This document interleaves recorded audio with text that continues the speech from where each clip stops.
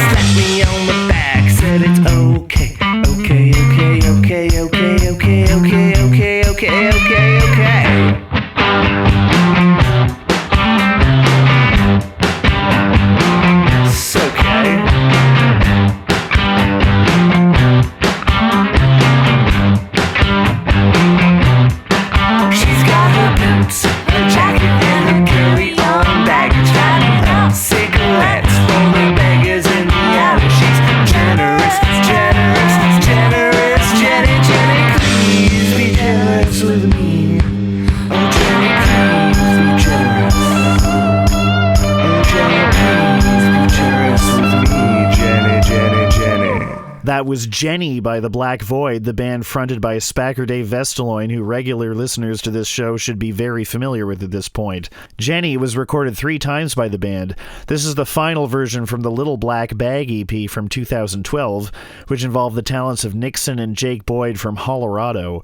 Of the 3 versions, this one sounds the best to me. The Black Void is filled out with Jeff Harrison on drums and production, as well as Erica Christou on bass and vocals, and Erica was in Jerk Off Diary as well, and then their second wife, which involves Mip from the Mip Power Trio and Supervoids, who's been on the show already, and Laura Vestaloin, who does the artwork for all 3 bands.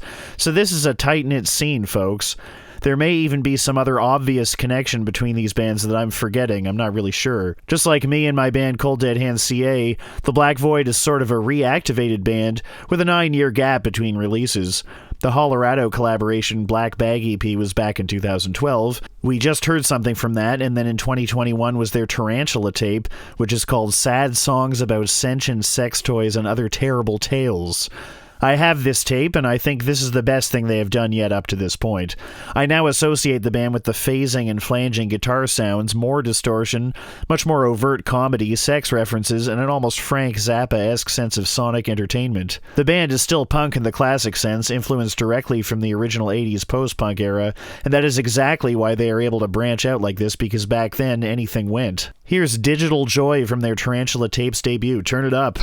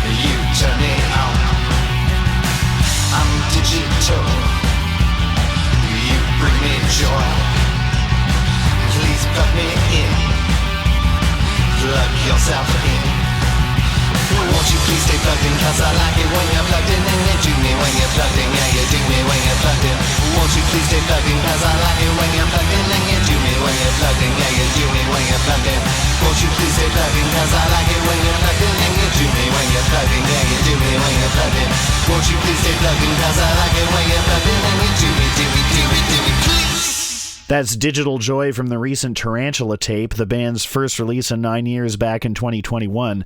When I asked Spacker Dave about this gap, he explained that he moved to Vegas and then to China, playing with the Black Jets out of Vegas, the Pink Stuff in Guelph and Shanghai, Round Eye in Shanghai, and High Heels Lo-Fi in Toronto. Round Eye is still around and played in Oshawa at the Atria gig along with another great local band, Gauge and Smash.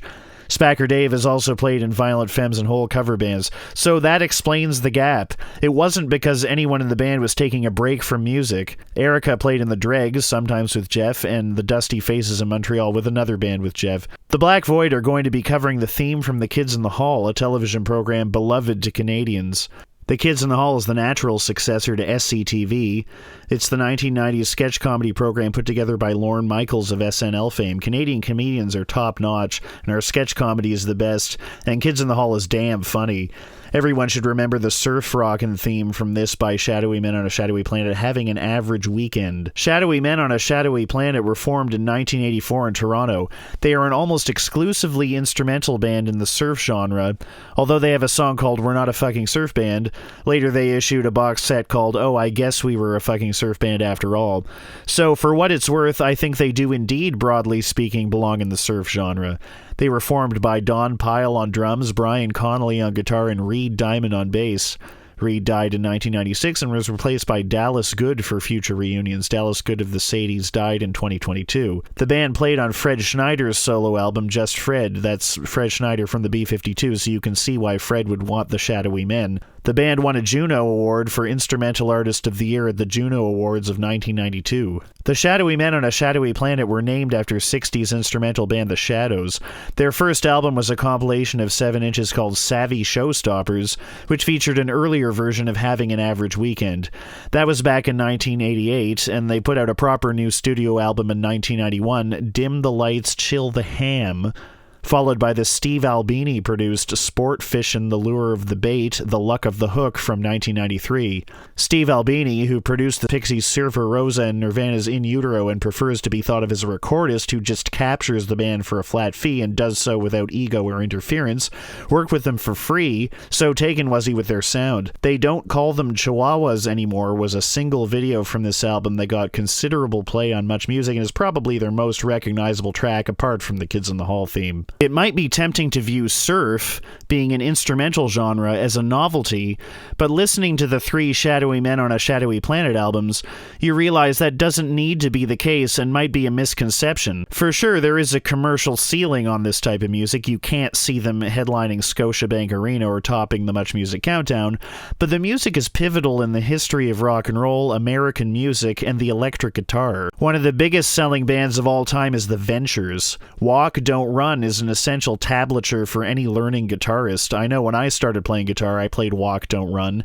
My band Googleplex was first played on the Indie Hour by Dave Bedini and Dave Bookman with our surf rock instrumental 666 Goats on the Wall. And it's not like I had any commitment to the surf genre. I was just too shy to sing and decided to write a series of riffs to play instead. This type of music is more ingrained than you might think. In the mid-1990s, Pulp Fiction, the Quentin Tarantino film, took the world by storm, and Dick Dale and his Deltones surf riffing became synonymous with the new brand of film noir cool. This music just keeps coming back. By the late 1990s, spring reverb and a hot clean tone started to compete with the overdrive of the past decade, with bands like Cake, with Greg Brown's surf-influenced riffing, and Beck, songs like Devil's Haircut's guitar bore a surf influence, started to seem like a cooler, funner way to play than the getting stale post-grunge genre. Even Smash Mouth's Walking on the Sun felt like surf. This is a guitar sound and a style that keeps coming back. Shadowy Men on a Shadowy Planet are fully instrumental, but they keep things interesting with short songs and a surprisingly large bag of tricks. The pieces take you on a journey harmonically. Their harmonic minor scale gives it that pull from the dominant chord to the tonic, so the chord progressions have an urgency to them. Shadowy Men on a Shadowy Planet songs are simply well written. They are mostly riffs repeated a few times before moving on to the next riff, and there's an efficiency in what they do. It's fun to listen to them, and it makes you feel drunk somehow, with the nice vintage guitar and drum tones and the obscurity of paying attention to a band that isn't singing. It also makes you realize that Hotel California and other so-called classics — no, I love the Eagles, but I'm making a point here — get away with a lot of repetition with the justification that the lyrics are changing. With Shadowy Men on a Shadowy Planet, they have to move on, and that means the music grabs your brain and your attention, perhaps a little more than most bands. Once you're into it, you get it. After all, Led Zeppelin songs like Kashmir, The Song Remains the Same, and Achilles' Last Stand, as in later Zeppelin, are nothing more than riff progressions where the vocals aren't even integral to the song. You could present a fair bit of classic rock in this way and it would probably still be pretty good, especially if everything was trimmed down as it is with Shadowy Men. Back to the Black Void. This band has a very real Shadowy Men on a Shadowy Planet influence. I'm going to play one more track from the Black Bag EP. This was also recorded a few times. I'm going to assume the last one with the Hollerado dudes is the definitive one. This is Sink or Swim, sung by Erica Christou. Take a listen.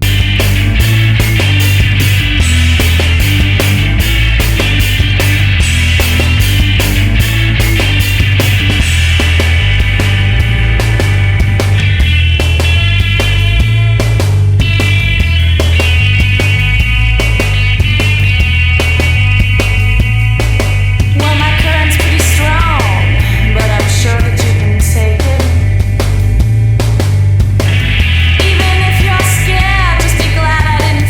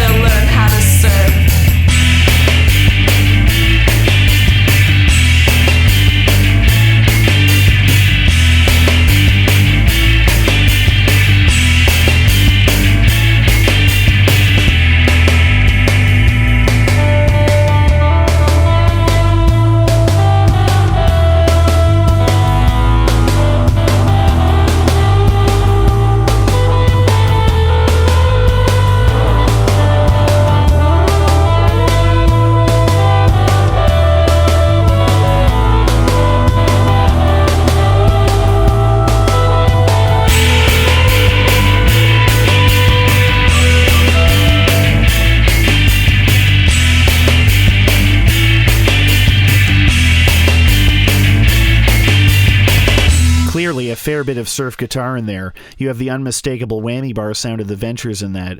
The older stuff, the self-titled album by the Black Void, the Jenny single, and the Little Black Bag EP, has a cleaner guitar tone to it, and the guitar work on this stuff is every bit the equal of Shadowy Men on a Shadowy Planet. The bass is either in unison, in harmony, or moving around in its own part, and individual guitar notes over top are each as heavy as a full chord. It can be difficult to achieve this without heaps of distortion, but surf rock usually used a big ol' hollow body guitar, an amp turned up as loud as it can go as opposed to a separate gain channel, and, you can't avoid it, a really great guitar player who could make those pull-offs really gouge the speakers.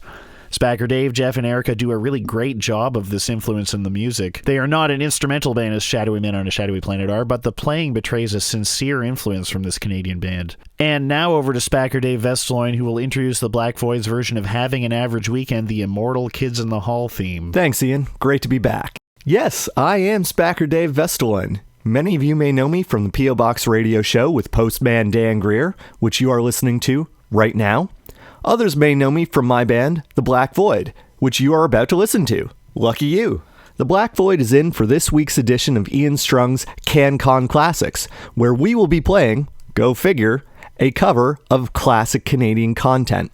This week, we will be doing Having an Average Weekend by Shadowy Men on a Shadowy Planet, better known to many as the theme song from Canadian classic TV series The Kids in the Hall. I have loved this song for years. When I first started playing music, I was a bass player, and a very, very bad bass player at that. But the open strings, G and D, form the beginning of this iconic riff.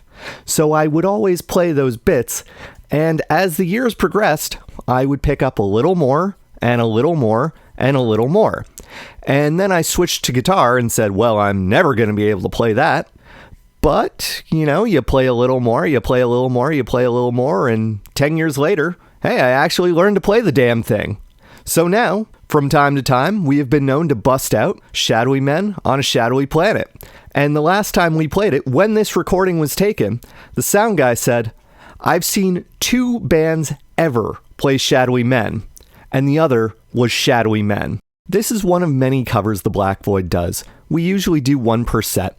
When we did our tour with Round Eye this summer, we did a different cover every set. This Friday, the Black Void will be playing at the Horseshoe Tavern in Toronto with Neon Bloom, Fighting Chance, and the Converts. We are also going to have a very special guest joining us on stage. Longtime listeners of the P.O. Box radio show may be familiar with MFC Chicken from my Rock and Roll Travel Agent series. Based out of Barcelona, Spain, we have sexy sax man Colonel Spencer Evoy.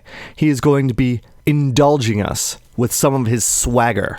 Join us October 6th at the Horseshoe Tavern for what is going to be the beginning to a weekend which will be anything but average.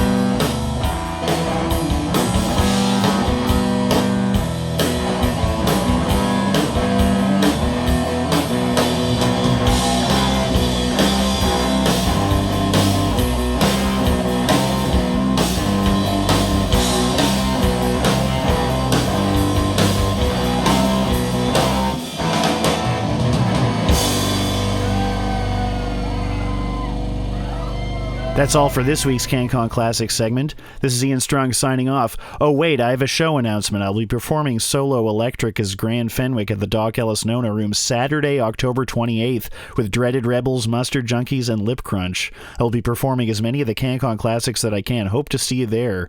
Listen to me on Spotify and Apple Music as Grand Fenwick 2. Cheers!